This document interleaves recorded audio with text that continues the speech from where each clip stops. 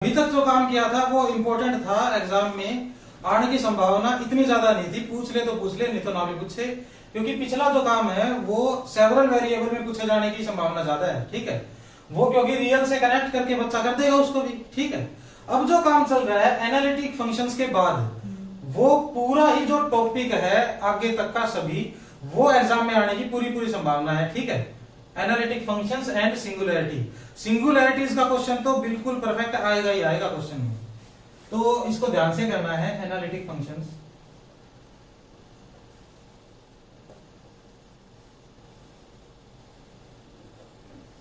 अब analytic functions क्या होते हैं?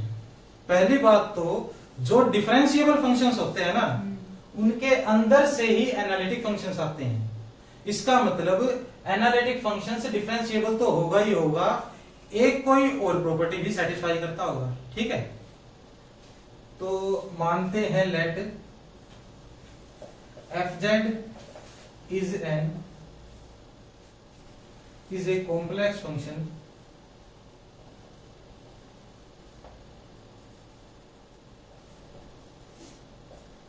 then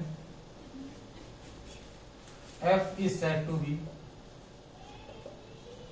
analytic at z naught if f is differentiable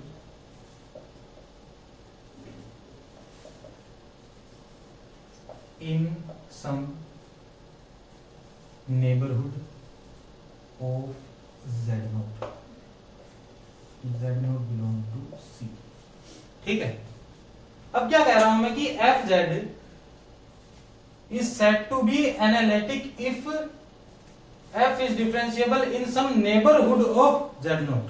इसका मतलब अगर किसी पॉइंट के ऊपर f डिफरेंशिएबल है तो उसको सिर्फ डिफरेंशिएबल बोलेंगे, लेकिन अगर पॉइंट के आसपास एक नेबरहुड भी बना देता है और पूरे नेबरहुड के अंदर डिफरेंशिएबल है तो उसको एनालिटिक भी बोल देंगे साथ के साथ। ठीक है, और आप एक बात बताओ, अगर z नोट कोई पॉइंट है मेरे पास, z नोट कोई पॉइंट है मेरे पास, इसका मैं नेबरहुड दूंगा, वेरी स्मॉल नेबरहुड दूंगा, सर्कुलर नेबरहुड दे देता हूं। ठीक है, तो जो नेबरहुड होगा ये क्या क्लोज सेट है या ओपन सेट है?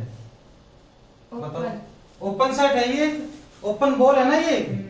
इसका मतलब अगर z नोट के अराउंड एक ओपन बॉल में कोई फंक्शन डिफरेंशिएबल हो जाएगा, उसको एनालिटिक बोल देंगे। ठीक है, ओपन बॉल बोल दो, इसको ओपन सेट बोल दो, एक ही बात है तो। ठीक है, अब नेबरहुड के अंदर डिफरेंशिएबल होगा नहीं होगा, इस टाइप के क्वेश्चंस आप इमेजिन कर सकते हो या नहीं कर सकते? ऐसा कोई क्वेश्चन इमेजिन कर सकते हो जहां सिर्फ एक पॉइंट पे डिफरेंशिएबल है फंक्शन और बाकी नेबरहुड में नहीं है?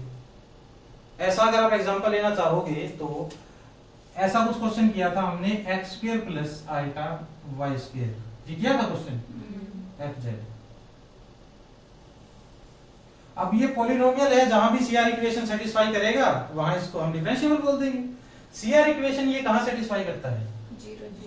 0 0 पे, उसके बाद कहीं नहीं करता ना। इसका मतलब अगर मैं पॉइंट 0 0 लेता हूं तो ये फंक्शन डिफरेंशिएबल है। इसके अराउंड जब एक बॉल ले लूंगा तो यहां हर जगह है तो कोई नॉन जीरो आ जाना पॉइंट, उसके ऊपर डिफरेंशिएबल नहीं है। तो इस टाइप के फंक्शंस जो हैं वो डिफरेंशिएबल तो हो जाएंगे 0 के ऊपर, लेकिन एनालिटिक नहीं होंगे। ठीक है, पता चल गया? डिफरेंशियल फंक्शंस की डोमेन से ये फंक्शंस आएंगे, बस शर्त क्या है कि डिफरेंशिएबल होने के साथ साथ एक और कंडीशन है कि नेबरहुड में भी डिफरेंशिएबल हो, तो इस पॉइंट के ऊपर एनालिटिक बोल देंगे उसको। ठीक है, आई बस समझ। अब ये एग्जांपल एक मिल गया मुझे। ठीक है, इसको इस एग्जांपल को लिख लो। ऐसा भी हो सकता है कि ऐसा भी तो एग्जांपल दो कि वो नेबरहुड में भी डिफरेंशिएबल हो, है ना? अब अगर मैं लेता हूं e⁻z, ये क्या है? पूरी की पूरी कॉम्प्लेक्स प्लेन में डिफरेंशिएबल है। ठीक है, पूरी कॉम्प्लेक्स प्लेन में जो डिफरेंशिएबल है, पूरी कॉम्प्लेक्स प्लेन में कोई भी पॉइंट उठाओगे उसके अराउंड एक बॉल बनाओगे, इसके नेबरहुड में डिफरेंशिएबल होगा ये, इस पे भी डिफरेंशिएबल, इसके नेबरहुड पे भी डिफरेंशिएबल, तो ये क्या हो जाएगा? इस पॉइंट पे एनालिटिक। इस पॉइंट पे एनालिटिक है और ऐसे पॉइंट पूरी प्लेन में कहीं भी मिल रहे हैं ना मेरे को, कहीं भी लो, पूरा प्लेन में कहीं भी कोई भी पॉइंट उठाओ आप, उसके अराउंड एक ओपन गोल मिलेगी, है ना। इसका मतलब पूरे कॉम्प्लेक्स प्लेन के ऊपर ही एनालिटिक हो जाएगा ये फंक्शन, तो भाई, है ना। तो हमारे पास ऐसे फंक्शंस भी हैं जो पूरे प्लेन पर एनालिटिक हैं, ठीक है। जो पूरे प्लेन पर एनालिटिक होता है उसे एंटायर बोलते हैं। ऐसे फंक्शन भी है जो एक पॉइंट पर डिफरेंशिएबल है, एनालिटिक है ही नहीं, ठीक है। इसकी सेट निकालना हो आपको, वही सेट ऑफ पॉइंट्स बताओ कहां एनालिटिक है। आप ये कह दोगे ना कहीं भी एनालिटिक नहीं है, तो एक पॉइंट मिला था जहां पे डिफरेंशिएबल है, उसके नेबरहुड में ये डिफरेंशिएबल है ही नहीं, तो नो वेयर एनालिटिक हो जाएगा ये, ठीक है। और ये क्या है एवरीवेयर एनालिटिक, उसे हम एंटायर बोलेंगे। आई वाज समझ में? ये देखो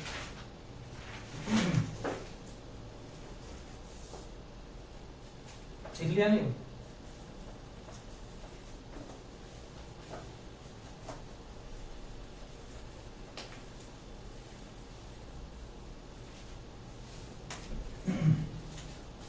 अब क्या लिखोगे नोट के अंदर? पहला लिखोगे analytic at z naught implies differentiable at z naught.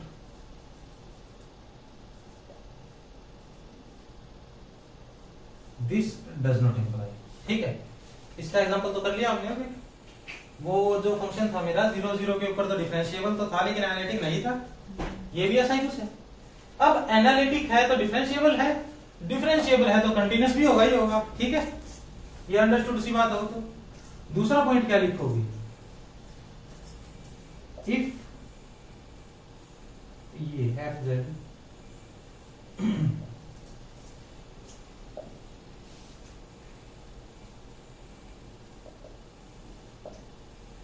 ये सेट है, उसके अंदर पूरे हर पॉइंट के ऊपर एफ जेड क्या है एनालिटिक है, तो क्या होगा? Then A will be open set, ठीक है। ए को ओपन सेट ही होना पड़ेगा अगर एफ उसके ऊपर एनालिटिक है तो। क्यों? क्योंकि अगर ए कोई सेट है, मैं मान लेता हूं चलो ये क्लोज है, ठीक है, क्लोज सेट है, तो ये जो पॉइंट होगा इसके ऊपर क्या एनालिटिसिटी चेक करोगे आप? तो ऐसा तो बाहर तो ये क्या गलत कर जाएगा ना काम। इसके ऊपर जब मैं नेबरहुड बनाऊंगा, नेबरहुड में डिफरेंशिएबिलिटी चेक करूंगा, पूरे सेट पे डिफरेंशिएबल है फंक्शन, बाहर नहीं है तो नेबरहुड में तो डिफरेंशिएबल नहीं आएगा ये, है ना। हाफ नेबरहुड में डिफरेंशिएबल नहीं आएगा तो एनालिटिक होगा ही नहीं यहाँ पे, ठीक है। दूसरी बात क्या है, अगर कोई ओपन सेट है, ठीक है, मैं मान लेता हूं ये ओपन सेट है मेरे पास एक, और मैं कह दूं कि ए इसके अंदर एनालिटिक है या नहीं चेक करो, कुछ भी करो, ठीक है। या फिर सेट ऑफ पॉइंट से दे दे मुझे, ये है भाई पॉइंट, इनके ऊपर ये पूरे सेट के अंदर ये सारे पॉइंट आते हैं और बताओ ये सेट कैसा होगा। आप क्या करोगे, इसका कोई भी पॉइंट उठाओगे तो एक ओपन नेबरहुड बना लोगे इसके आराम से, ठीक है। आप कह दोगे इसके अंदर डिफरेंशिएबल है भाई, अगर एनालिटिक है तो इस पॉइंट पे है तो इसके अंदर। अब सभी पॉइंट्स पे है तो सभी अपने अराउंड एक ओपन नेबरहुड बना लेंगे, और जो अल्टीमेटली जो सेट मिलेगा मुझे वो क्या होगा, इन ओपन बॉल्स का यूनियन होगा ना, है ना। और arbitrary union of open set क्या होती है? ओपन, है ना। Arbitrary union of open set is open and arbitrary intersection of closed set is closed. ये पढ़ा ना हमने, ठीक है।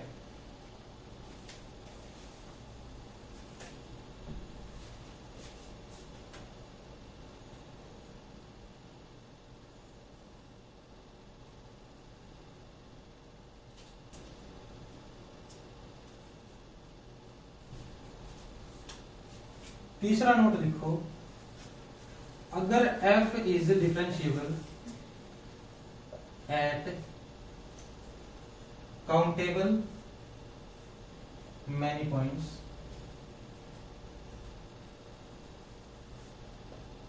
Employees f not analytic. ठीक है, ये क्या लिख रहा हूं मैं, अगर f काउंटेबल मैनी पॉइंट्स पर डिफरेंशिएबल है, इसका मतलब f काउंटेबल मैनी पॉइंट्स पर है, अनकाउंटेबल मैनी पॉइंट्स पर डिफरेंशिएबल नहीं है, यही मतलब हुआ ना इसका। अगर आप क्लेम करते हो, मैं क्लेम कर रहा हूं कि f एनालिटिक है एक पॉइंट के ऊपर, ठीक है, इसको अगर मैं कॉन्ट्राडिक्शन से करना चाहूं, मैं पहले क्लेम करूंगा f is analytic at z naught, ये कोई z नोट है, इसके ऊपर f एनालिटिक है, ठीक है। ये क्लेम करते ही इसका मतलब मैंने क्या क्लेम कर दिया कि z नोट के ऊपर एनालिटिक क्लेम करते ही मैंने क्या क्लेम कर दिया, इसके अराउंड एक ओपन बॉल होगी, बॉल के अंदर डिफरेंशिएबल होगा, ये क्लेम कर दिया ना मैंने। इस ओपन बॉल के अंदर काउंटेबल मैनी पॉइंट्स है, अनकाउंटेबल मैनी पॉइंट्स है। जब ओपन इंटरवल के अंदर ही अनकाउंटेबल मैनी पॉइंट्स होते हैं, तो यहाँ तो पूरी प्लेन है ना, हर डायरेक्शन से पॉइंट्स आ रहे हैं, ओपन बॉल के अंदर तो अनकाउंटेबल मैनी होने ही होने हैं, तो वो क्या हो जाएगी, कॉन्ट्राडिक्शन आ जाएगी। क्यों? क्योंकि ये तो काउंटेबल पे डिफरेंशिएबल है, ठीक है। तो कोई भी अगर मुझे ऐसा मिलेगा फंक्शन जो काउंटेबल मैनी पर ही डिफरेंशिएबल होगा, उसे क्या कह दूंगा मैं, नॉट एनालिटिक, ठीक है। कहीं भी एनालिटिक नहीं होगा वो, ठीक है। इसका एग्जांपल अगर आप देखोगे तो इसका एग्जांपल लिखिए, इसका एग्जांपल पहले तो आप खुद बताओ अगर कोई मिलता है तो।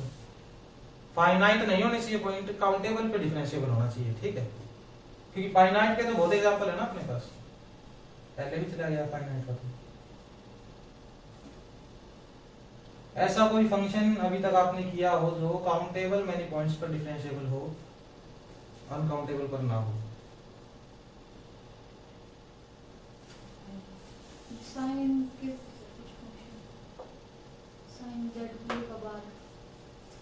साइन z पूरे का बार बोलो या साइन z बार बोलो, ये फंक्शन है, ये CR इक्वेशन कहां सेटिस्फाई करता है, जहां cos 0 दिखता है ना। इसका डिफरेंशिएशन करोगे ना del f by del z बार, तो वो आएगा 2n + 1 pi by 2, n belong to integer, और वो क्या आते हैं सेट, काउंटेबल सेट आएगा वो, ठीक है। सभी इंटीजर्स का काउंटेबल है तो वो भी काउंटेबल ही आएगा। तो ये एग्जांपल मिल गया ना मुझे, ये काउंटेबल मैनी पॉइंट्स पर डिफरेंशिएबल है, ये एनालिटिक नोवेयर है, ठीक है। ये बात समझ में आई।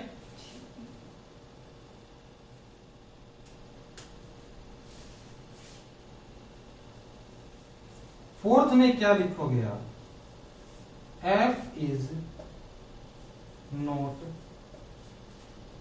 फ्री फ्रॉम z बार।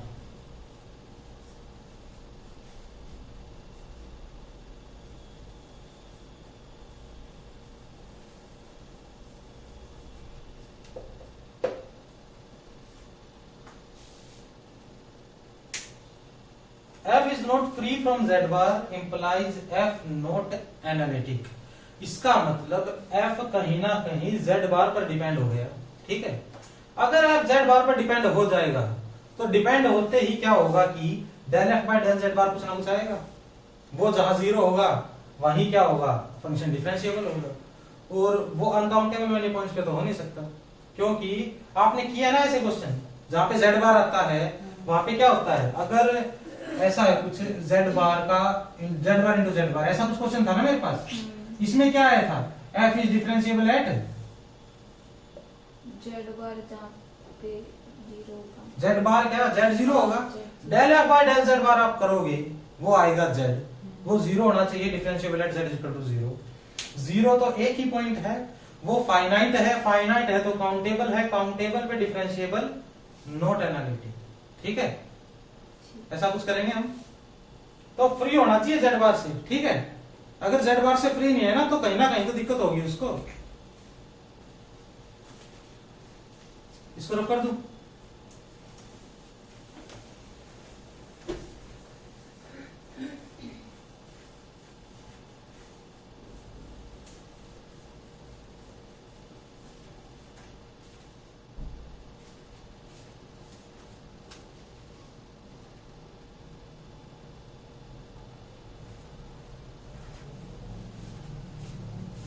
चौथा पॉइंट चल रहा था ना हमारा,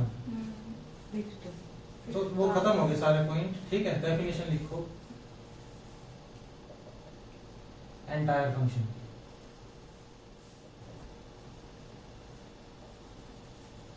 ये बता ही दिया पहले ही मैंने ना, जो फंक्शंस पूरे कॉम्प्लेक्स प्लेन में ही एनालिटिक होंगे, ठीक है, एवरीवेयर एनालिटिक बोल दो उसको, ठीक है। If f is analytic everywhere, then it is entire, ठीक है। इतना ही लिखो, ज्यादा लिखने की जरूरत नहीं, इतना ही समझो आप। जैसे इसका एग्जांपल है sin z cos z e raised to the power z, ठीक है। और भी कई टाइप के, f of z is equal to z मान लो, वो भी क्या एनालिटिक फंक्शन भी एनालिटिक होता है। कोई भी पॉलिनोमियल ले आओ, पॉलिनोमियल भी हर जगह एनालिटिक होता है ना, हर जगह डिफरेंशिएबल है। आगे अब क्वेश्चंस लिखो, आपको बताना है कि कहां कहां एनालिटिक होंगे ये, ठीक है। क्वेश्चन नंबर 1 से ही शुरू कर लेते हैं। f of z is equal to some constant,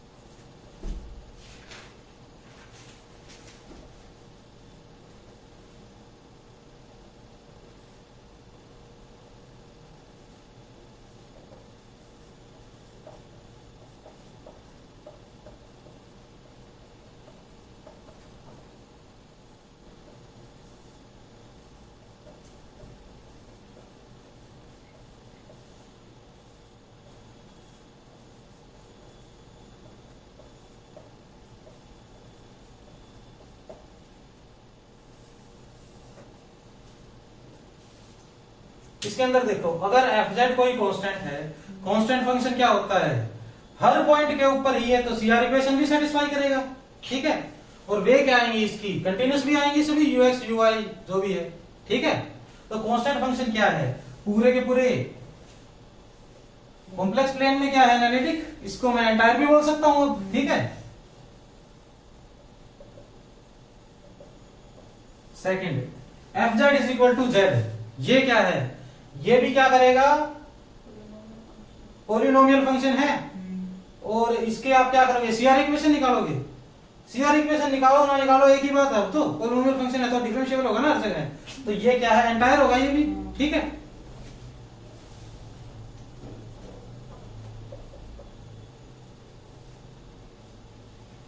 इसमें क्या करोगे आप, ये आएगा, ये भी पॉलिनोमियल है, z के अंदर है, कोई दिक्कत की बात नहीं होगी, एंटायर है ये भी।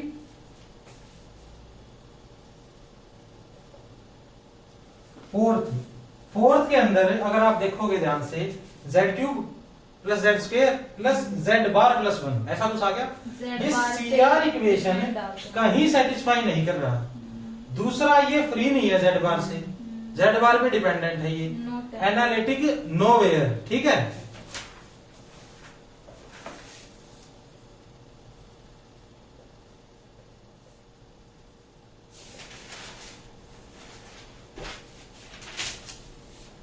रियल पार्ट ऑफ जेड, इसके बारे में बताओ। ये तो भाई not free from Z bar, ठीक है, ये भी नॉट फ्री फ्रॉम जेड बार है, ठीक है। निकालना चाहो तो इनकी सीआर इक्वेशन निकाल लेना। इसकी 1/2 आएगा, del F by del Z bar 1/2 आएगा ना इसका। फिफ्थ के अंदर रियल पार्ट ऑफ जेड क्या होता है, Z plus Z bar by 2 होता है क्या। इसको अगर आप curl F by curl Z bar करोगे तो क्या आएगा, 1/2। कहीं भी सीआर इक्वेशन सेटिस्फाई नहीं कर रहा, डिफरेंशिएबल ही नहीं है, तो एनालिटिक होने का तो सवाल ही पैदा नहीं होता। तो इसमें लिख दो आप, not differentiable implies not analytic. Set बताओगे तो एम्प्टी सेट बता दोगे ना, यहाँ पे भी एम्प्टी सेट बता दोगे, यहाँ सेट सी आ जाएगा। ये z इंटू रियल z, इसमें क्या आएगा, z into Z plus Z bar by 2। ये कहां डिफरेंशिएबल है, ये बताओ पहले तो। जीरो किस पे है, जीरो पे। जीरो पे डिफरेंशिएबल है, उसके नेबरहुड में नहीं है, तो क्या कहोगे आप, कहीं भी एनालिटिक नहीं है ना, ये एम्प्टी सेट आएगा इसका भी। नोट करो, सबसे पहले तो एक नोट लिखो, sum of analytic functions is analytic. ठीक है, एफ अगर एनालिटिक है, जी भी एनालिटिक है, एफ प्लस जी एनालिटिक हो जाएगा। दूसरा अगर सम है तो डिफरेंस। ठीक है, डिफरेंस लो या सम लो, एफ और जी एनालिटिक है, एफ प्लस जी करो, एफ माइनस जी करो, कोई दिक्कत की बात नहीं है, वो भी एनालिटिक ही आएगा। ठीक है, ये क्यों कह रहा हूं मैं, क्योंकि डिफरेंशिएबिलिटी के अंदर एफ अगर डिफरेंशिएबल है, जी भी डिफरेंशिएबल है, तो एफ प्लस जी डिफरेंशिएबल होता है ना। एफ प्लस जी छोड़ो, उसकी लीनियर कॉम्बिनेशन ही डिफरेंशिएबल होती है। अगर एफ भी एनालिटिक है, जी भी एनालिटिक है, नेबरहुड में डिफरेंशिएबल है एफ भी, नेबरहुड में डिफरेंशिएबल है जी भी, तो उनका सम भी आ जाएगा। ठीक है, अब क्या करते हैं हम, ये लिख लिया ना, ये रख कर दूं। अब क्या है, हम मोस्ट इंपोर्टेंट काम करेंगे। अब ये जो काम करेंगे ये 5 नंबर में पूछा जाता है कई बार, 5 नंबर में, 3 नंबर में, और डायरेक्ट रिजल्ट ही यूज हो जाएगा वहां पे। ठीक है, ये जुलाई 2024 का एग्जाम था, इसमें भी आया था एक क्वेश्चन। इसमें क्या है, कुछ केसेस लेंगे हम जिसके अंदर f क्या है, कांस्टेंट फंक्शन बन जाता है। ठीक है, f क्या है, अब जो भी काम करेंगे वे कंडीशन अगर f ने फॉलो कर दी तो f ऑटोमेटिकली ही कांस्टेंट बन गया। ठीक है, अगर कांस्टेंट नहीं है तो वे कंडीशन फॉलो नहीं करता। ठीक है,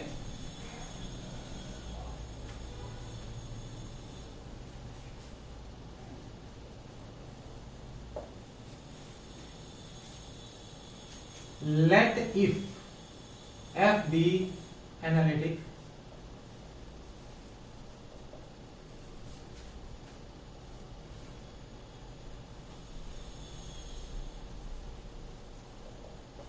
on a domain D। Domain का मतलब क्या होता है भाई, open, non empty, open plus connected होता है ना। एंड F कोई डोमेन है, C का सबसेट है,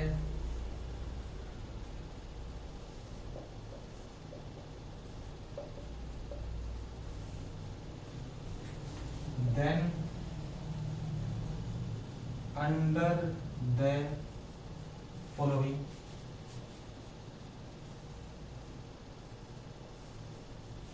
कंडीशंस f is constant।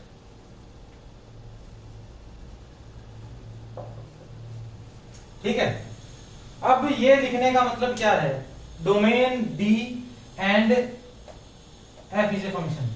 ये नोट करो, पहले कर लिया क्या नोट। यहां क्या लिख रहा है कि f भी analytic function on A domain D। इसका मतलब डोमेन कुछ भी हो सकती है, बस कॉम्प्लेक्स इसका प्लेन का सेट होगी ना, कुछ ना कुछ ओपन होनी चाहिए और कनेक्टेड होनी चाहिए, और ऐसे कुछ लिख सकते हैं। आपको ऐसे तो फंक्शन लिख ही सकते हैं हम, कॉम्प्लेक्स फंक्शन। तो डोमेन डी है तो इसका मतलब कॉम्प्लेक्स नंबर का पूरा प्लेन ले लूं मैं, कॉम्प्लेक्स प्लेन, वो खुद का सबसेट होता है। इसका मतलब जो एंटायर फंक्शंस आते हैं उन पे भी अप्लाई कर सकता हूं मैं कर सकता हूं ना अप्लाई। एंटायर फंक्शन क्या कहते हैं, पूरे कॉम्प्लेक्स प्लेन में एनालिटिक, और ये एनालिटिक फंक्शन ही लिए मैंने यहाँ पे। ठीक है, तो इसका मतलब सभी फंक्शंस आ गए यहाँ पे, डोमेन सी से डिफरेंट हो तो भी और डोमेन सी हो तो भी। अब पहला पॉइंट क्या है इसके अंदर, u इज इक्वल टू 0। दूसरा पॉइंट क्या है, v इज इक्वल टू 0। तीसरा पॉइंट क्या है, v is constant.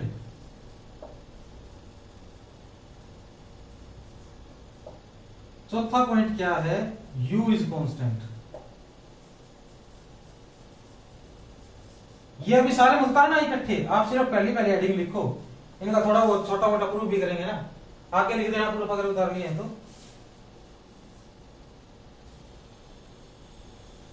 f is real valued.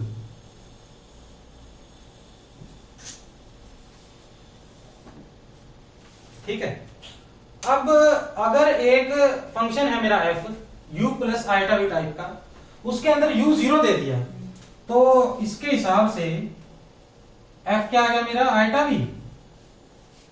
ठीक है, अगर u 0 है तो आइटा v आ गया। अब इसके अंदर CR इक्वेशन सेटिस्फाई करवाओ आप, ux आएगा 0, uy आएगा जी। 0 और vx आएगा, पता नहीं कुछ ना कुछ तो आएगा, ठीक है, ऐसा कुछ होगा ना। और अपने डोमेन में फंक्शन क्या है, एनालिटिक दे रखा है, ऐसा कुछ दे दिया ना। तो ये तो 0 आ गए, ये भी क्या आने चाहिए, फिर 0 ही आने चाहिए, है ना। ये 0 आ गया और ये 0 आ गया। एनालिटिक है तो डिफरेंशिएबल होगा, डिफरेंशिएबल है तो ये नेसेसरी कंडीशन है उसकी। Vx इज इक्वल टू 0 होने का मतलब V is free from x, ऐसा ही होता है ना, V is free from x ही आएगा। हाँ ठीक है, अगर कोई फंक्शन है मेरे पास x और y के अंदर और उसका पार्शियल डेरिवेटिव 0 आ जाता है, वो कब पॉसिबल है, अगर fxy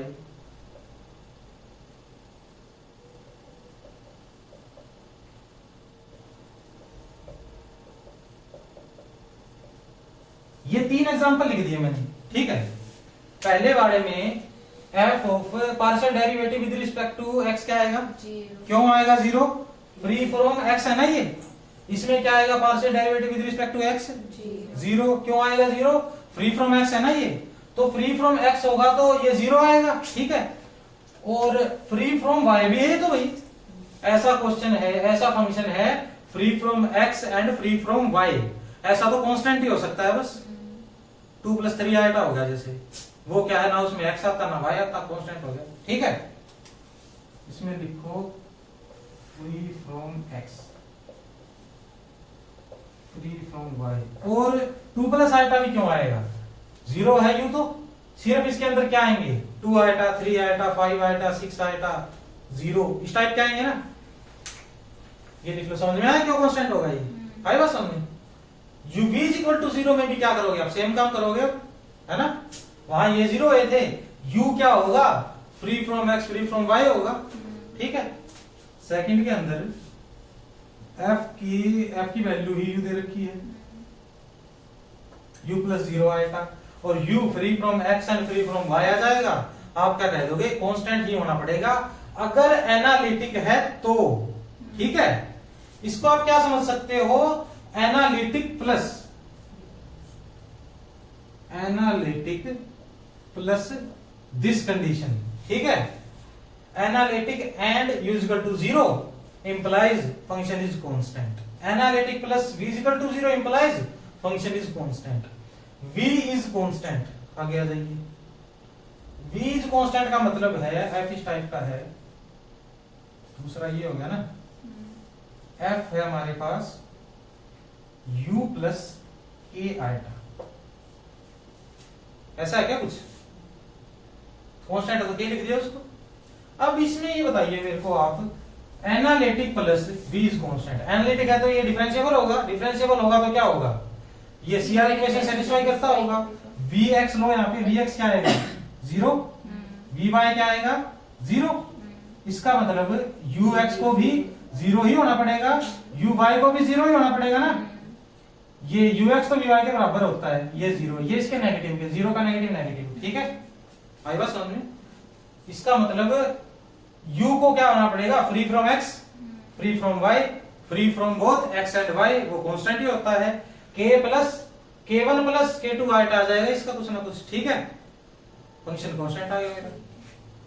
u इज कांस्टेंट, इसके अंदर भी क्या है, सेम इस टाइप का काम कर देंगे हम। f is real valued, real valued का मतलब है सिर्फ u आएगा, उसके अंदर v आएगा ही नहीं। तो ये फिफ्थ क्या है, घूम फिर के सेकंड का ही कुछ ना कुछ है ना ये। f इज रियल वैल्यूड बोल दूं या v = 0 बोल दूं, f इज रियल वैल्यूड बोल दूं या v = 0 बोल दूं, एक ही बात है ना वो तो, है ना। तो फिर क्या जाएगा, ये तो सेकंड ही है एक किस्म से। छठा लिख लो, f इज प्योरली इमेजिनरी, ठीक है, f is purely imaginary valued, उसमें u0 आ जाएगा, पहला दूसरा सेम ही दिख दिया है, ठीक है। f' z = 0 ऑन d, इससे आप क्या बता सकते हो, इससे आप ये कहोगे कि f' अगर 0 है तो f' का मुझे ये पता है, इसकी शक्ल कुछ ऐसी दिखती है, ux + आएटा vx टाइप से, और एक और पता है मुझे, इसका क्या पता है, v b y minus iota u y type से, ठीक है। यू वी में कंफ्यूजन हो रही है तो यू का ऐसे लिख लो और वी के ऊपर ये, ठीक है। ऐसा कुछ है तो एफ डैश जेड 0 है। ये 0 कब होगा?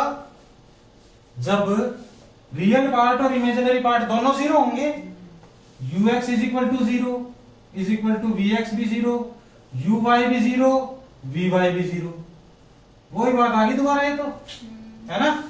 u और v दोनों चारों, ये चारों ही चारों 0 आ गए तो u भी x से फ्री है, y से भी फ्री है, कांस्टेंट होना पड़ेगा। v भी कुछ ऐसा ही है, ठीक है।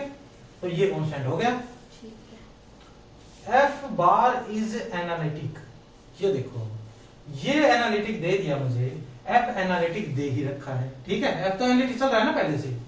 मैं क्या करूंगा यहाँ पे मैं कहूंगा f and f bar both analytic, ठीक है। तो f प्लस f बार ये भी एनालिटिक होएगा, f माइनस f बार भी।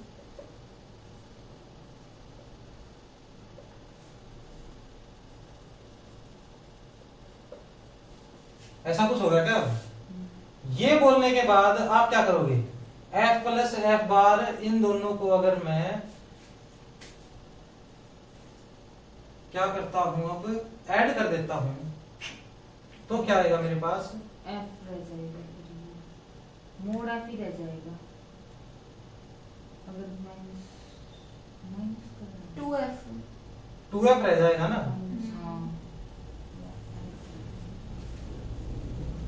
फिर तो कुछ मिला नहीं, ये एनालिटिक है, 2f का एनालिटिक दे रखा है। f प्लस ये भी एनालिटिक, ये भी analytic. z plus u plus eta v, u minus eta v, इस टाइप से चल रहा है ना काम।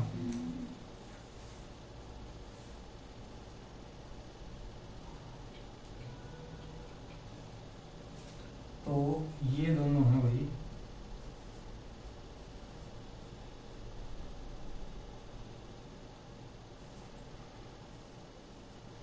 ऐसा लिख सकता हूं मैं, ऐसा लिखूंगा ना मैं। f तो मेरे पास है u plus eta v, f बार है मेरे पास u माइनस आयटा v। इन दोनों को मैंने ऐड कर दिया, 2 इंटू यू ही तो मिलेगा मुझे, वो तो कट जाएंगे आपस में। f माइनस आयटा, ये क्या आएगा? f माइनस f बार, ये आएगा, ये दोनों कट जाएंगे, माइनस आयटा, इसको माइनस कर दो, माइनस करने पर ये 0 माइनस माइनस प्लस 2 आयटा भी, ऐसा कुछ होगा, माइनस भी नहीं है, ठीक है। अब यहां से क्या कहोगे आप? f प्लस f बार रियल वैल्यूड है ना, ये सिर्फ रियल है, इमेजिनरी पार्ट है ही नहीं। और ये analytic plus real valued, analytic plus real valued तो कांस्टेंट बता ही चुके हैं ना पहले, कोई केवल मान लेता हूं इसको, है ना। f माइनस f बार क्या है? इमेजिनरी वैल्यूड, ठीक है।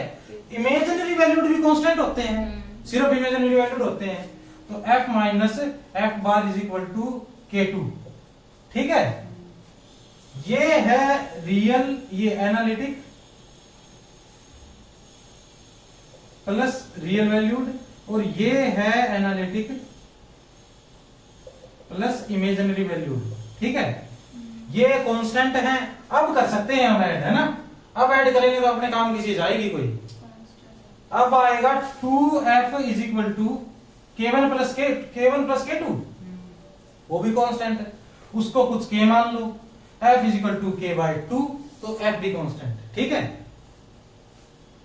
कहीं पे भी ऐसा कुछ हो कि f बार करने पर एनालिटिक आता हो, तो उसको मैं क्या कह दूंगा? कांस्टेंट फंक्शन होगा, तो ही पॉसिबल है वही, ये ठीक है। अब आप कहोगे इसका काम क्या है, इतनी मेहनत हम कर रहे हैं, प्रूफ हमको करना पड़ गया, इसका यूज क्या है? ये भी तो देखना पड़ेगा ना। इसका यूज क्या है कि ये क्वेश्चन नोट कर लिया, ये इसका प्रूफ भी नोट कर लिया ना। अगर आपको अब कोई साइन z बार दे दे, ठीक है, एग्जाम्पल लिखेंगे हम साइन z बार का, तो साइन z देख लेंगे, एनालिटिक ये दे दे और इसको कहते भी बताओ एनालिटिक है या नहीं है, ये पूछेंगे ना, हम क्या कहेंगे, एफ बार इज एनालिटिक। ठीक है, इतना तो पता है ना मुझे। एफ बार करोगे तो साइन जेड आएगा, वो एंटायर फंक्शन है, इंप्लाइज एफ इज कांस्टेंट। ये बताइए समझ में कैसे लिखा है मैंने, है ना। एफ बार एनालिटिक हो गया तो कांस्टेंट है ना एफ, बट ये किस एंगल से कांस्टेंट है, ये तो अलग अलग वैल्यू ले रहा है हर बार, है ना। साइन जेड बार तो अलग अलग वैल्यूज ले रहा है मेरी, तो बट एफ नॉट कांस्टेंट।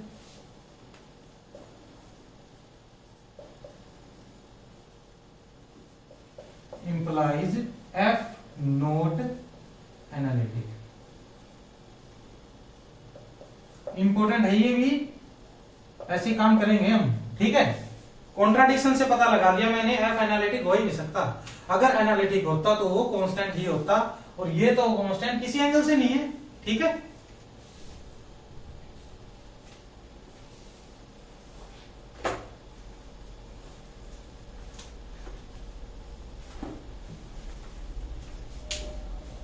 रब कर दीजिए।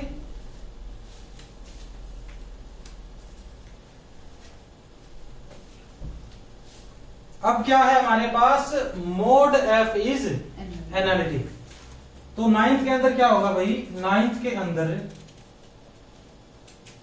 मोड एफ क्या आएगा, root of x square plus मतलब यू।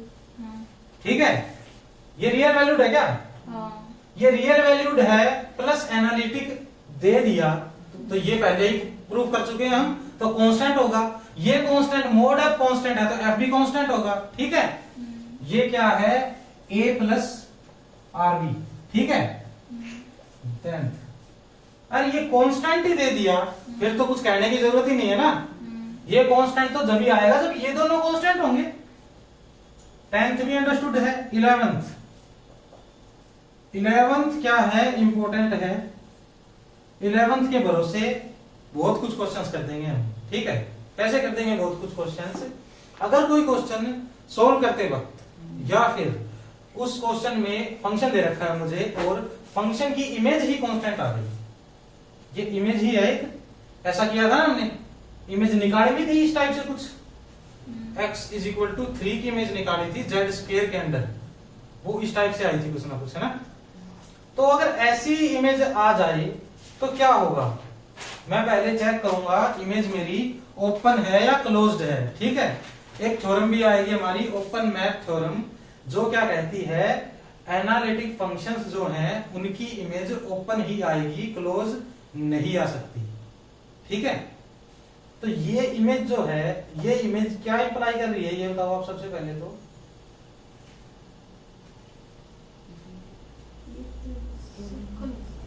ये सर्कल है रूट के रेडियस का, है ना।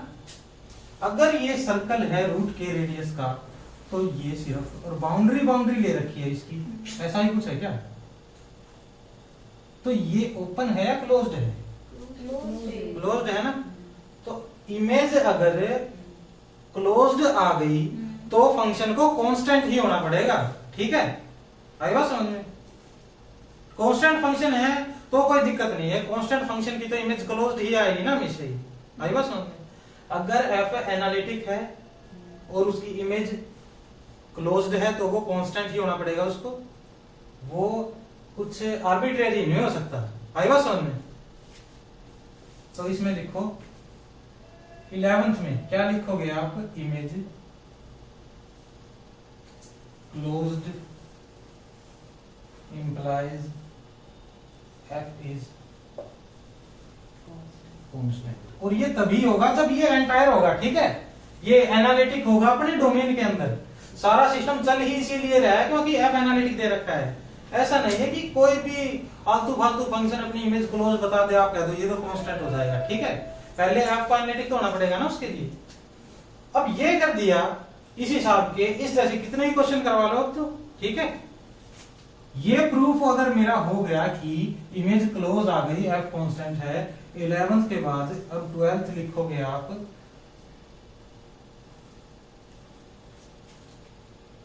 If image of F lies on A curve 13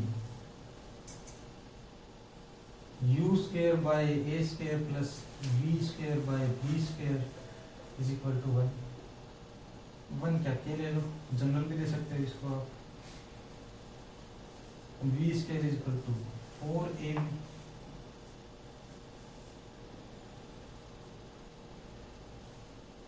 ये v है क्या?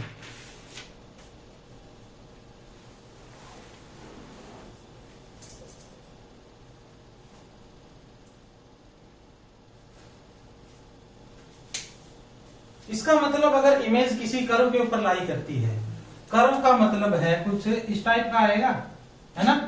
या फिर स्ट्रेट लाइन भी एक कर्व होती है, मुझे पता है ये स्ट्रेट लाइन के ऊपर है तो भी क्या है वो कांस्टेंट होगा, और ये है तो भी वो कांस्टेंट होगा, ठीक है? ये इलिप्स की है क्या? तो कोई भी फिगर बनाओ उसका उसकी बाउंड्री दे देंगे, वो क्लोज्ड रहेगा हमेशा, ठीक है?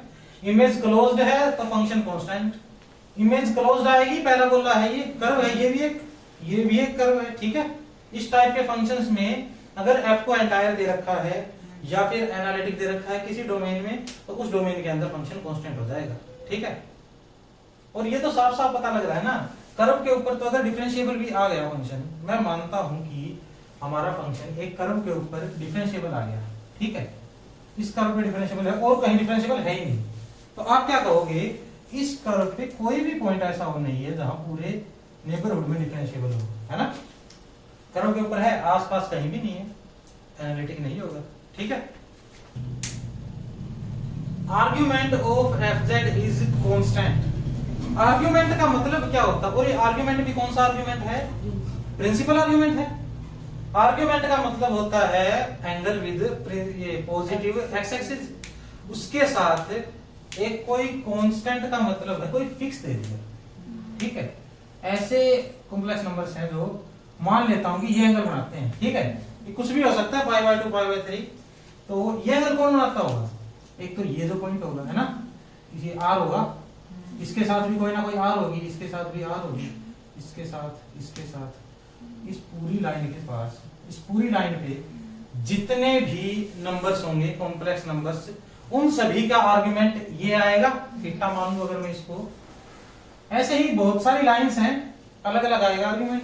अगर मैं आर्गुमेंट कांस्टेंट बोलता हूं तो इसका मतलब इस फंक्शन का आर्गुमेंट क्या है? एक सिंगल वैल्यू है, कोई फिक्स है, और वो ये है, तो इस रे के सारे कॉम्प्लेक्स नंबर आ जाएंगे बस, और तो कुछ नहीं आएगा ना, ठीक है, इमेज के अंदर। और ये जो है कर्व ही तो है ये, और ये क्लोज्ड है या ओपन है? ओपन है ये, इसके लिमिट पॉइंट इसके ऊपर है सभी, इसको क्या दिक्कत है?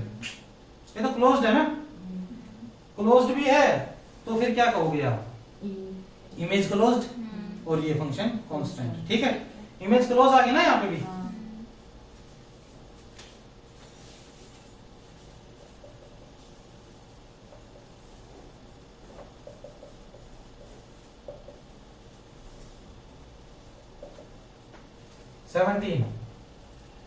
सेवनटीन के अंदर क्या दे रखा है? At each point z of d either this is equal to 0 और दिस इक्वल टू 0। ये अगर मैं ऐसे लिख दूं इनको, ये कब होती है ये कंडीशन?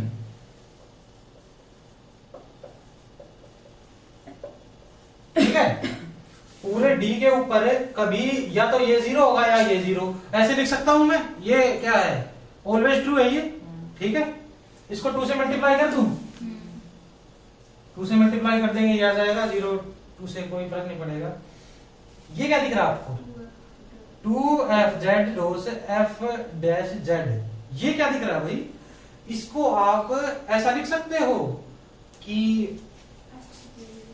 f स्क्वायर का डेरिवेटिव, ऐसा लिख सकते हैं ना इसको। f स्क्वायर का डेरिवेटिव क्या दे दिया? 0।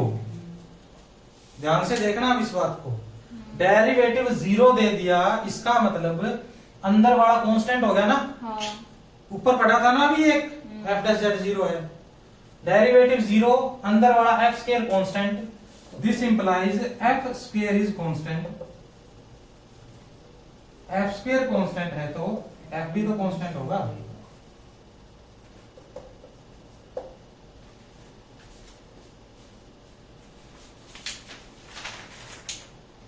अब 18th के अंदर क्या है, F Z bar is analytic, ऐसा कुछ दे रखा है क्या मुझे?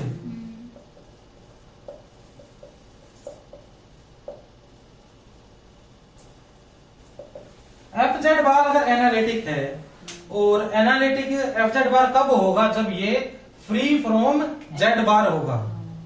ऐसा कुछ ही होता है ना, फ्री फ्रॉम जेड बार है तभी तो एनालिटिक होगा ये, नहीं तो फिर दिक्कत कर देगा ये सीआर इक्वेशन के अंदर। तो अगर मैं कह दूं कि एफ ऑफ एक्स एक ही इंडिपेंडेंट वेरिएबल है, वो ही फंक्शन में नहीं है, फंक्शन इसी से फ्री है, तो क्या है? कांस्टेंट ही है वो, ठीक है।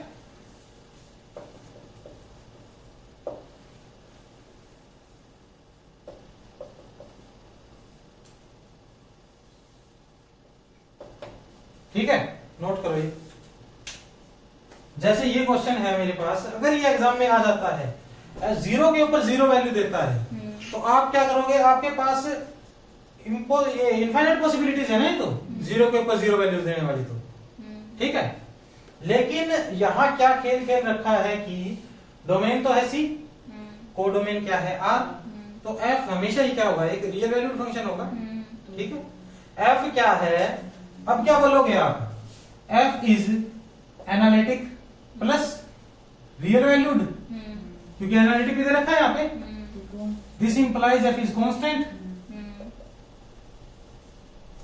कांस्टेंट का मतलब है एफ इज इक्वल टू के, सभी जगह एक ही वैल्यू अटेन करेगा, कुछ भी हो पॉइंट। एक जगह जीरो हो गया तो सभी जगह क्या हो जाएगा?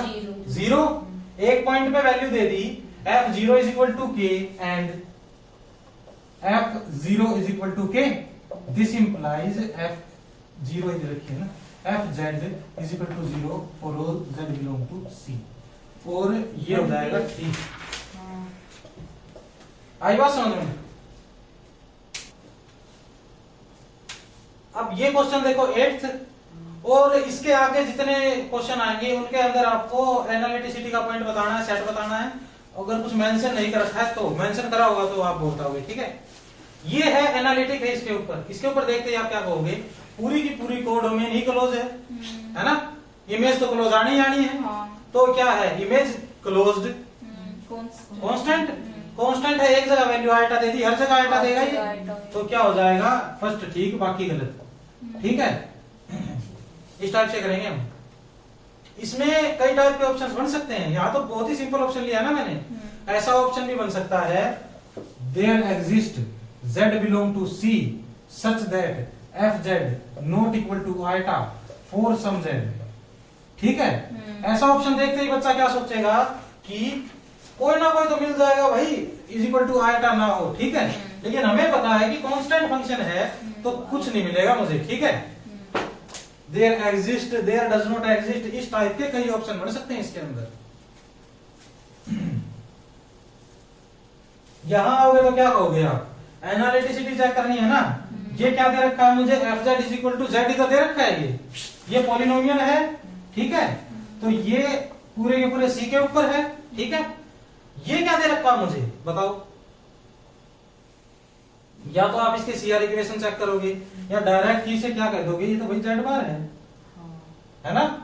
जेड बार है, not free from Z bar, empty, कहीं भी एनालिटिक नहीं है ये इसको क्या बोलोगे?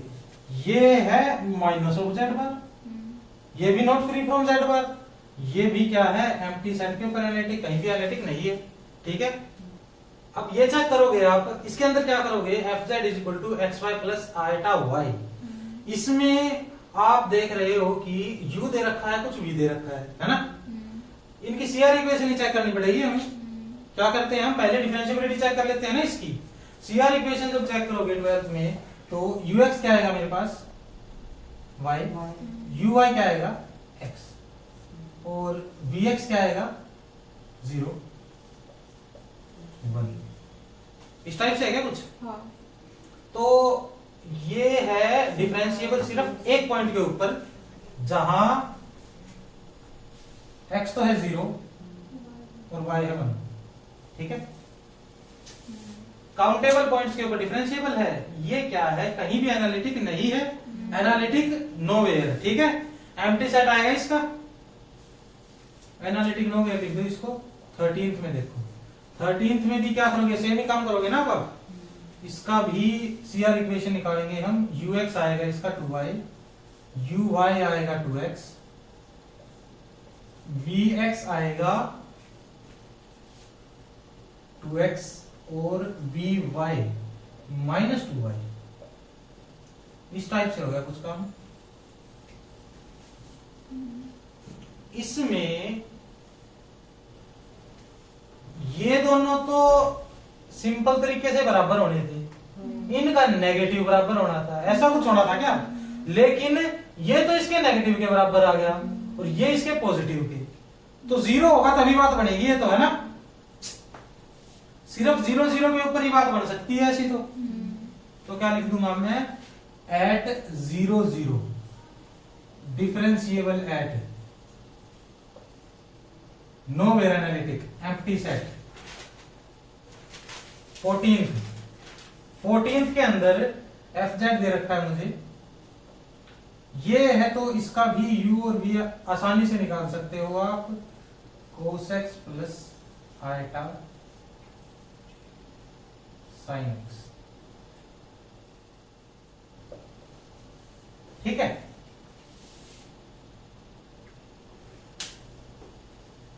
यहां क्या करोगे आप, ये EY क्या है, एंटायर। एंटायर भी क्यों है, अगर u देखो आप e raise to the power y into cos x, इसको कहीं पे दिक्कत हो सकती है या नहीं हो सकती, तो आप सीआर इक्वेशन ही चेक कर लो, है ना, आराम से, और कुछ दिखने की जरूरत है नहीं। हवा में तीर मारने से अच्छा हम सीआर इक्वेशन चेक करें। ये आएगा e raise to the power y minus sine, ऐसा कुछ होगा क्या ये आएगा एज इट इज। vx आएगा हमारे पास e raise to the power y cos x और vy आएगा ये सेम। इस टाइप का कुछ सिस्टम आ गया क्या,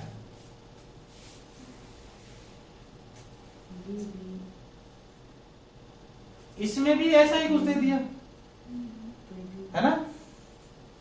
इसमें cos x को 0 होना पड़ेगा और sin x को भी 0 होना पड़ेगा, ऐसा कुछ है इसके अंदर। उसके अंदर तो क्या था, x और y 0 हो जाए, इसके अंदर है cos x और sin x 0 हो जाए। बताओ इसका क्या करोगे आप, cos x 0 कब होगा, x y 0 ले तो भी नहीं बात होगी, तभी तो इससे डिफरेंट है ना, तभी तो कह रहा हूं मैं, cos x को भी 0 होना पड़ेगा, sin x को भी 0 होना पड़ेगा। तो cos x तो 0 है 2n प्लस 1 पाई बाय 2 के ऊपर, इसके ऊपर ही है ना। cos x is equal to 0 at, और sin x 0 कहां है, n पाई, ऐसा ही कुछ है मेरे पास। अब जब ये इवन इंटीजर होगा तो बात बनेगी बस, ये है ना।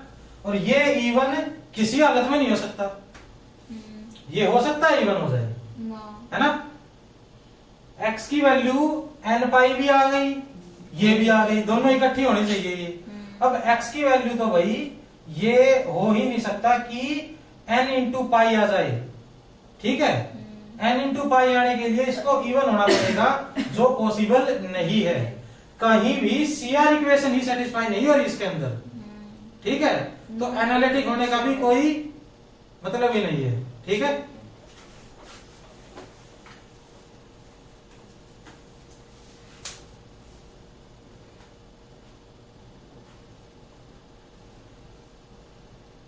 ये देखो क्वेश्चंस, पॉइंट कहां एनालिटिक है वो बताना है ना, किस पॉइंट पे एनालिटिक है। fz is equal to 3x plus y this, इसके अंदर भी क्या करना पड़ेगा आपको, सीआर इक्वेशन चेक करनी पड़ेगी ना इसकी। चेक करते हैं इसकी 15 की सीआर इक्वेशंस। ux आएगा 3, uy आएगा 1, अच्छा 1 आएगा ना, 0 कहां से आएगा? 1 ये रहा। आएगा 1 आएगा और vx आएगा -1, uy क्या, vy क्या आएगा 3। ठीक है, पॉलिनोमियल भी है और ये सीआर इक्वेशन सेटिस्फाई कर गया हर जगह। नहीं कर रहे हैं ये तो। नहीं कर रहा? क्यों नहीं कर रहा भाई? नहीं कर रहा है। अच्छा वो उल्टे लिख दिए। उल्टे कहाँ लिखे हैं? ux uy vx नहीं, मैंने vy। गलती ये तो से आपको जीरो चेक करना पड़ेगा ना भाई। हम्म। ये तो मेरे लिखने से क्या फर्क पड़ता है? ये x y बताएंगे और ये u भी बताएगा। अरे नहीं, ये तो मैंने गलती से जीरो लिख दिया। ठीक है, कोई नहीं। यहाँ पे क्या है, सेटिस्फाई होता है हर जगह। ये तो एंटायर आ गया फंक्शन मेरा, ठीक है। कोई दिक्कत है इसको इसमें आपको? नहीं। ये आ गया एंटायर पूरे सी के ऊपर। इसके अंदर क्या कहोगे आप? 16 के अंदर z² -2 ऐसा है ना कुछ, इनटू e की पावर -z है ना।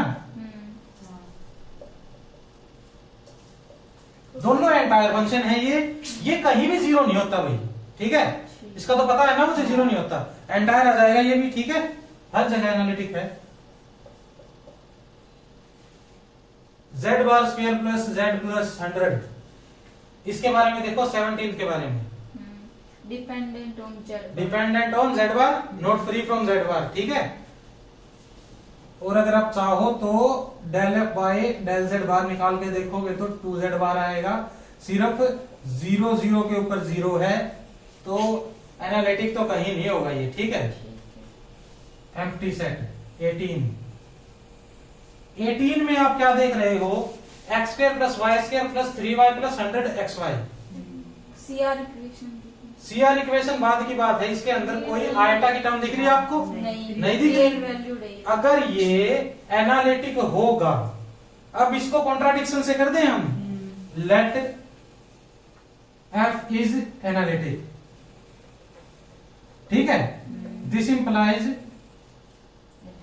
f is analytic and analytic plus real value is equal to constant. लेकिन ये कांस्टेंट थोड़ी है, ये तो अलग अलग वैल्यू दे रहा है ना। बट f नॉट कांस्टेंट, तो f नॉट एनालिटिक। हमारी सपोजिशन गलत हो गई यहाँ पे, है ना। हमारी सपोजिशन के हिसाब से तो f कांस्टेंट आना चाहिए था, यहाँ तो x y की वैल्यू बदलते रहो, आता रहेगा। क्यों आता रहेगा?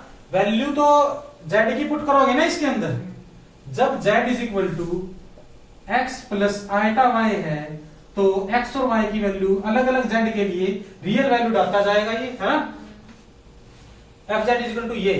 इसमें क्या बताओ? इसमें भी कॉन्ट्राडिक्शन से कर दोगे आप। इसके अंदर 19 में u कांस्टेंट दे दिया, ऐसा कुछ दे दिया ना। और ये भी किया था हमने, u कांस्टेंट हो v कांस्टेंट हो तो भी क्या है, f कांस्टेंट होना चाहिए। लेकिन यहां तो कांस्टेंट थोड़ी है, x और y की वैल्यू बदलते जाओ, अलग अलग वैल्यू अटेन करता जाएगा, ठीक है। तो ये क्या करोगे आप? u is equal to constant, so f should be constant, ऐसे लिख लो, b constant to be analytic. Analytic होने के लिए कांस्टेंट ही होना पड़ेगा, लेकिन ये कांस्टेंट नहीं है। ये भी एम्प्टी सेट, ये भी एम्प्टी सेट। नीचे आ जाओ,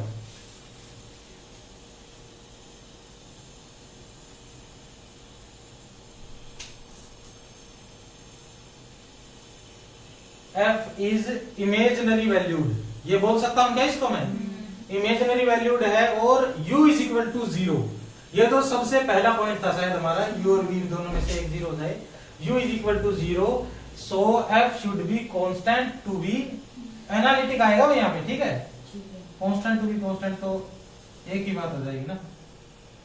कांस्टेंट टू बी एनालिटिक, ये तो कांस्टेंट किसी एंगल से नहीं दिख रहा मेरे को, तो इसलिए ये भी नॉट एनालिटिक आ जाएगा, कहीं एनालिटिक नहीं होगा, पाई आ जाएगा, ठीक है। अब इनके ऊपर ध्यान देते हैं। एक ही काम करना है मुझे, क्या करना है? डिफरेंशिएबिलिटी चेक करूंगा पहले। इसके अंदर क्या आएगा भाई? 2x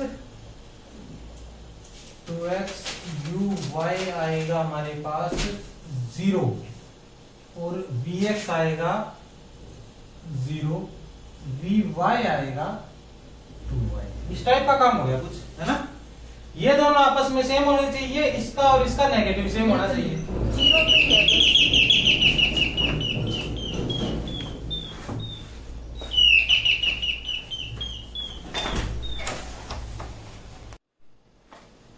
तो सीआर इक्वेशंस के हिसाब से ये तो सेटिस्फाई कर गए। जहां क्या होना चाहिए, 2x is equal to 2y आना चाहिए। इसका मतलब x is equal to y आना चाहिए। सिर्फ x is equal to y के ऊपर डिफरेंशिएबल है ये फंक्शन। इसका मतलब इस लाइन के ऊपर, कौन सी लाइन होती है x is equal to y की, ये इस लाइन के ऊपर डिफरेंशिएबल है। इमेज क्लोज नहीं आ जाएगी, ठीक है। इमेज क्लोज नहीं आएगी तो ऐसे सोच लो, सारे पॉइंट्स हैं उनका नेबरहुड लोगे तो ये ऊपर नीचे के पॉइंट्स भी तो हैं। नेबरहुड में डिफरेंशिएबल तो है ही नहीं, ठीक है। अब आ जाओ आप इसके पास, X square minus iota Y square, इसमें क्या होगा 21 22 ux आएगा 2x uy भी 0, यहां कुछ डिफरेंस आएगा, vx तो 0 है, vy आएगा -2y, ठीक है। तो CR equation minus x is equal to y बोल दो, y is equal to minus x बोल दो, और ये वाली लाइन आ जाएगी ना। इसमें भी सेम ही लगाओगे आप, एनालिटिक कहीं नहीं होगा ये, ठीक है। इनके अंदर डिफरेंशिएबल है, इसके ऊपर कोई भी पॉइंट लेओगे नेबरहुड के अंदर कहीं भी डिफरेंशिएबल नहीं होगा ना ये पूरे नेबरहुड में, कुछ पॉइंट्स छोड़ देगा ये। इसका भी फाई आएगा, एम्प्टी है, ये भी एम्प्टी है, e की पावर z में c आएगा, ये एंटायर होता है, ठीक है। कुछ फंक्शंस के बारे में हम जानते हैं, वो हर जगह डिफरेंशिएबल हैं, जैसे कि e की power z, sin z, cos z, polynomials in z, ठीक है। Dependent on z bar, not free from z bar, ये भी कहीं भी एनालिटिक नहीं होगा, फाई आ जाएगा। इसके अंदर क्या करोगे आप, फाई लिख दोगे इसको भी, ठीक है। cos z बार, इसमें भी फाई लिखोगे आप, ठीक है। क्यों, इसको आप चेक भी करना चाहोगे सीआर इक्वेशन से, तो ये आएगा z bar is equal to n pi, है ना। z बार n पाई होना चाहिए, तभी जाके सीआर इक्वेशन सेटिस्फाई होंगी। और काउंटेबल मैनी पॉइंट्स पर डिफरेंशिएबल है ये, तो नो वेरिएटिव हो जाएगा, ठीक है। पाई आ जाएगा इसका भी। टेंजेंट ऑफ z, ये है sin z by cos z, entire है क्या ये भी एंटायर है, लेकिन डिफाइंड नहीं होगा फंक्शन, कहां डिफाइंड नहीं होगा, पाई by 2, 2n plus 1 pi by 2, ठीक है। तो c minus 2n plus 1 pi by 2, ठीक है। और ये क्या है, अनकाउंटेबल पॉइंट्स है ना ये, है ना, इनके ऊपर डिफरेंशिएबल है, अनकाउंटेबल मैनी पॉइंट्स पे डिफरेंशिएबल है, तो ये क्या हो जाएगा, इस पोर्शन में एनालिटिक हो जाएगा, ठीक है।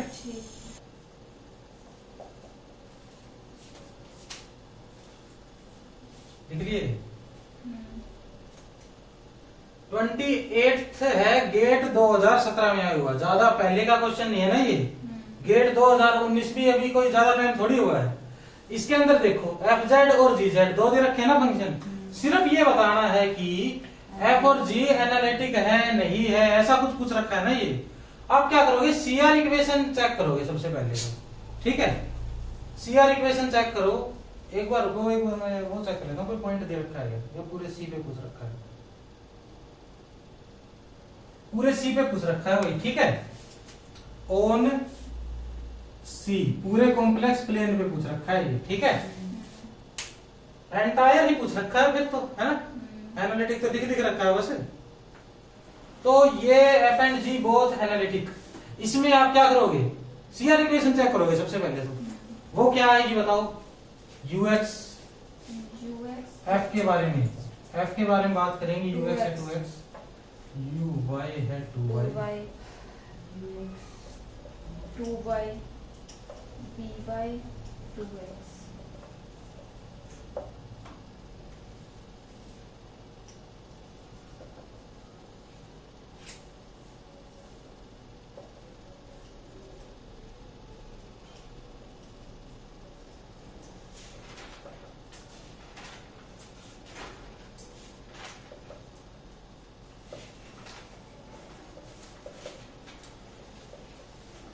है। आप क्या करोगे, ये निकालोगे तो ये तो कहीं भी सेटिस्फाई नहीं करती ना। ये सेटिस्फाई कर रही है जी। ये तो ठीक है, y तो 0 होना चाहिए बस, है ना। ये दोनों एक दूसरे के नेगेटिव होने चाहिए ना, तो y माइनस वाई के बराबर तो 0 पे ही आता है।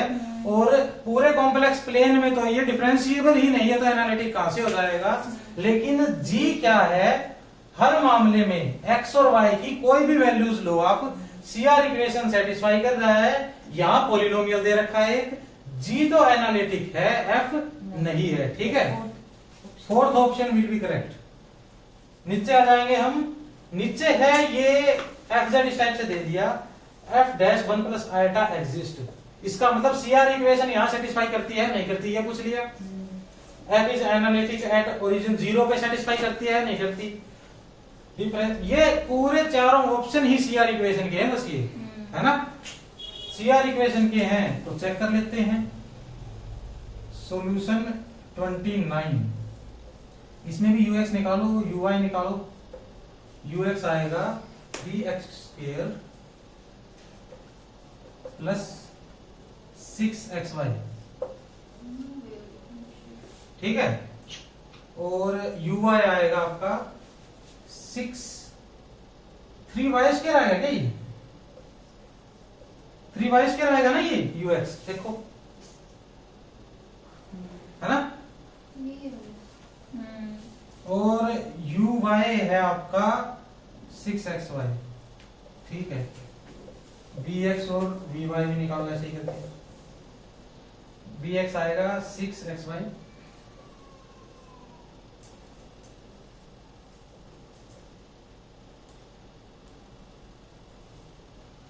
ऐसा कुछ आ जाएगा, ठीक है।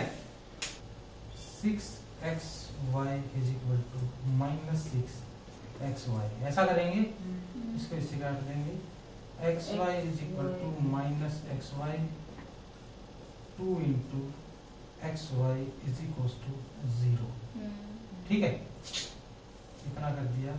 उसके बाद आगे हम x इज इक्वल टू 0 और y इज इक्वल टू 0 यहां ही पहुंचेंगे। और कहां पे, तो और कहीं पे तो नहीं पहुंच सकते ना। x इज इक्वल टू 0 कहां होता है भाई, अच्छा तो ये आ गए पॉइंट इसके डिफरेंशिएबिलिटी के, जहां तो ये गलत होगा, है ना। सिर्फ 0 0 पे नहीं है भाई, ये तो ऐसा कुछ है कि या तो x 0 हो जाए या y 0 हो जाए, वो यहां होंगे। f is analytic at origin, ये गलत हो जाएगा क्योंकि 0 पे तो है, इसके अराउंड तो बहुत सारे पॉइंट आ गए ना, पूरे नेबरहुड में नहीं है। 1 प्लस आइटा, ये तो गलत हो जाएगा ना, ये तो फर्स्ट क्वाड्रेंट में यहां बैठा है पॉइंट 1 प्लस आइटा, तो है ना। यहां डिफरेंशिएबल कहां से है, ठीक है। और एट 1 ये ठीक हो जाएगा बस। 1 होगा इस जगह पे, आई बात समझ में। अगर x into y is equal to 0 आ गया तो दोनों में से कोई भी 0 हो, बात बन जाएगी। दोनों इकट्ठे 0 होने तो जरूरी नहीं है, ठीक है। दोनों। Question number 30, let pz and qz are complex polynomials. ये दोनों कॉम्प्लेक्स पॉलिनोमियल्स हैं, तो pz और qz दोनों को मल्टीप्लाई अगर मैं कर दूं, ये भी एक कॉम्प्लेक्स पॉलिनोमियल ही आएगा। इसका एंटायर होना ऑब्वियस बात है, ठीक है। लेकिन अगर एक का बार दे दिया, ठीक है, तो ये फ्री फ्रॉम z बार तो हो नहीं पाएगा ना, ये दिक्कत हो जाएगी। ऐसा दे दिया कि p of z into Q Z bar, ठीक है। इसको फ्री फ्रॉम z बार होने के लिए अगर ये कांस्टेंट हो जाए तो क्या होगा, k इंटू पी जेड, ऐसा प्राप्त हो जाएगा क्या मुझे। तो ये एंटायर है या नहीं, ये बताओ आप सबसे पहले तो, है ना एंटायर। और अगर आप इससे उल्टा चलोगे तो भी क्या है कि अगर उल्टा चलोगे तो कैसे करोगे, if and only if situation है ना। ये प्रूव कर दिया मैंने कि Q Z bar is constant implies f is entire। ये प्रूव कर दिया क्या? इफ एंड ओनली इफ है तो इसका उल्टा प्रूव करना पड़ेगा मुझे। f is entire means f entire है, ये है तो pz qz bar is entire, ठीक है। This implies f is free from z bar, ठीक है। z bar से फ्री तभी होगा जब ये कांस्टेंट होगा, ठीक है। इफ एंड ओनली सिचुएशन में qz को कांस्टेंट होना पड़ेगा, ठीक है। pz कांस्टेंट हो ना हो एक कंडीशन ही फॉलो नहीं करेगा। ये कांस्टेंट ये तो हो जाए तो ठीक है, लेकिन यहां से पहुंच थोड़ी सकता हूं मैं, ठीक है। इफ एंड ओनली इफ की बात हो रही है ना, ये कांस्टेंट है तो एंटायर है, ठीक है। लेकिन अगर ये एनालिटिक कैसे होगा, ये थर्ड में पहली कंडीशन क्या है इफ एंड ओनली इफ की, दिस इज कांस्टेंट, है ना। ये कांस्टेंट हो गया तो पूरा कांस्टेंट हो जाएगा ये, तो एनालिटिक हो जाएगा। लेकिन ये एनालिटिक है तो ये कांस्टेंट है, ये कोई पक्की बात थोड़ी है, क्योंकि k इंटू पी जेड है ये, इसको मैं P Z into Q Z bar लिख सकता हूं, जैसे ऐसे है ना यहाँ पे P Z into Q Z bar ले लिया मैंने, ठीक है। पी जेड को मान लिया जेड स्क्वायर, इसको मान लिया k इज एंटायर। ये बात समझ में आई। बट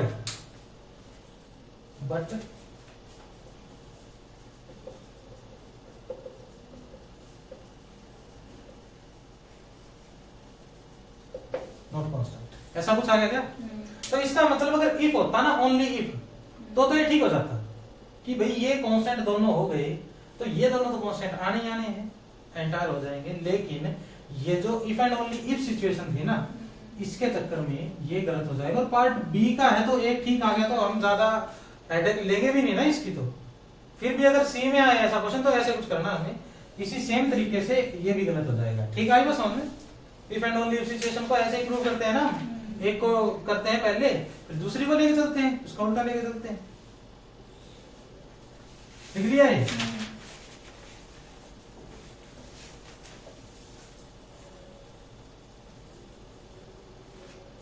अब आ जाओ इसके ऊपर। Let f u plus iota v is an entire function such that matrix this is symmetric.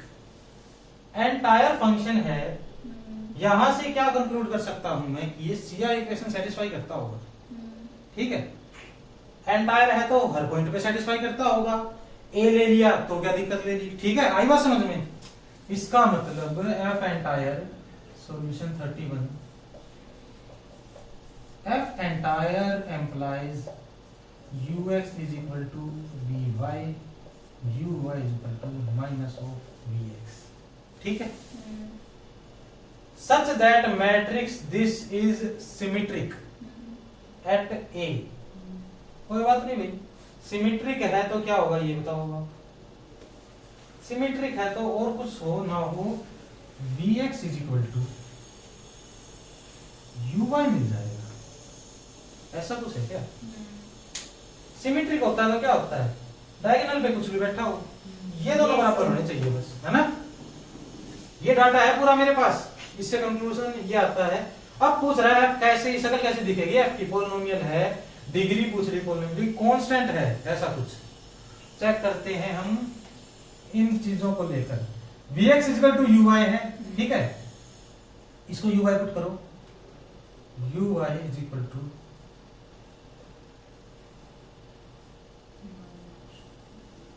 ऐसा कुछ आ गया तो ठीक है। ये तो मुझे पता चला एफ एंटायर है, इसलिए ये पता चला मैट्रिक्स से, ठीक है। ठीक है, मैट्रिक्स से उठा के लाया हूं मैं इसको, तभी ये सोचो कहां से आएगी। अब क्या करेंगे हम, ये पता है कि vx अगर uy है तो दोबारा इसको, अब इसको vx लिख देता हूं मैं, एक ही बात आएगी ना वो, इसको vx लिख दूं क्या। हाँ। bx is equal to minus bx implies, VX ठीक है, ये आ गया मेरे पास u is free from y, ऐसा कुछ है क्या? और v is free from x। Real value function. Real होना कोई ज्यादा जरूरी बात यहां नहीं लग रही। ठीक है। क्यों नहीं लग रही? अगर u ऐसा हो और v ऐसा हो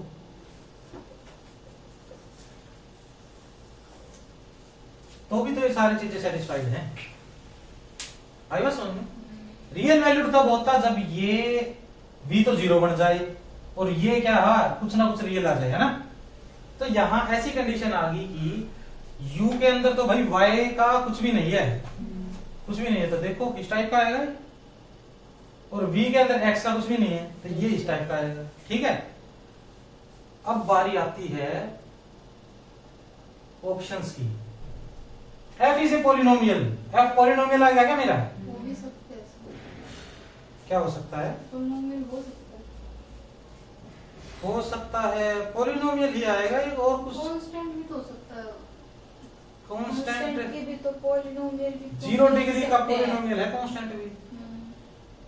ऐसे तो चार ऑप्शन सेटिस्फाई दिखने से हम अपनी मर्जी से 1 डिग्री की भी ले सकते हैं, 2 डिग्री की भी ले सकते हैं इन x एंड y। 2 डिग्री की देके देखो आप, u इज इक्वल टू, अच्छा u x y के बराबर आना चाहिए। ऐसे लोगे फिर आप 2 डिग्री की, ऐसे ही लोगे, इसमें y का कोई नहीं दिखना चाहिए मुझे, ये तो पता चल गया ना मुझे y तो 0 होगा। ये ले लोगे आप तो क्या होगा यहाँ पर बताओ, ux लोगे 2ax आ जाएगा और 2ax इज इक्वल टू आना चाहिए by के, 2ay के बराबर आना चाहिए, a से a कट गया, 2 से 2, x is equal to y। ये तो दिक्कत देगा ना फिर मेरे को, है ना? ये बात आई समझ में? ये a लेने का मकसद ही ये है कि ये जो a है ना मेरा, यहाँ पे सेटिस्फाई कर जाए इस चीज को। अब आप इस कंडीशन में अगर ux लेते हो तो वो a के बराबर आएगा क्या वो, और vy लेते हो तो भी a के बराबर आएगा, है ना? ये दोनों सेम हो गए। आप लेते हो uy, वो आएगा 0, और vx ये भी 0, ये कंडीशन भी सेम, ये कंडीशन भी सेम। ये बात समझ में आई? ठीक है। डिग्री f ग्रेटर देन 1 पे हमें क्या है, दिक्कत हो गई, CR इक्वेशन ही सेटिस्फाई नहीं हुई। ठीक है, f कांस्टेंट, f इस टाइप का हो सकता है, ठीक है, कांस्टेंट नहीं हो सकता भाई, ये भी तो है कुछ ना कुछ। f is a polynomial. अब x y को आप 0 भी ले लोगे तो भी क्या है, वो कांस्टेंट पॉलिनोमियल ही होता है, कांस्टेंट भी एक, तो ये हो जाएगा ठीक। पार्ट सी के क्वेश्चन में ऐसा ही कुछ होगा। ठीक है, degree less than equal to 1। अब 1 से बड़ी डिग्री नहीं ले सकता, ये मुझे पता चल गया। एक भी हो सकती है, एक से कम भी हो सकती है पॉलिनोमियल की डिग्री,